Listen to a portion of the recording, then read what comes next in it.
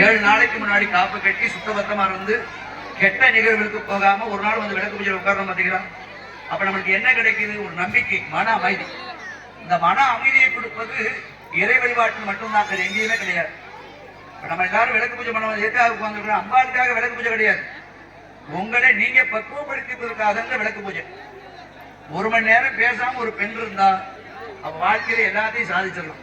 ஒரு பெண் 1 மணி நேரம் பேசாம இருந்துட்டா வாழ்க்கையில அந்த பெண் இந்த உலகத்தையே வென்றலாமா? அது யார் சொல்றா? விவேகானந்தர் சொல்றார். அப்போ ஒரு பெண் 1 மணி நேரம் நீங்க பேசாம இருக்க முடியுமா? விளக்கு பூஜையில 1 மணி நேரம் பேசாம இருந்துட்டோம்னா அம்பாளுக்கு நம்ம செஞ்ச பெரிய தாத்பரியம் அதுல. அந்த புஷ்பச்சத்தை கையில வச்சுக்கோங்க, வலதுகையில முடிக்குங்க, இடதுகையில வச்சுக்கோங்க. பண்ண போற மந்திரம் வந்து சங்கல்பம், மன உறுதிமொழி. என்ன காரியத்திற்காக இங்க நம்ம உட்கார்ந்து இருக்கிறோம். இங்க வந்திருக்கக்கூடிய சில பெண்களுக்கு புத்திரபாக்கியம் இல்லாம இருக்கும், அவங்களுக்கு புத்திரபாக்கியம் கிடைக்கணும். சில பெண்களுக்கு ஏழை குழந்தைகளுக்கு திருமணம் நடக்கணும், நோய்வாய்ப்பட்டவர்களுக்கு நோய் தரணும். நம்ம எல்லாம் உட்கார்ந்து இருக்கிறோமே நம்ம குடும்பத்துக்காக பூஜை பண்ணல,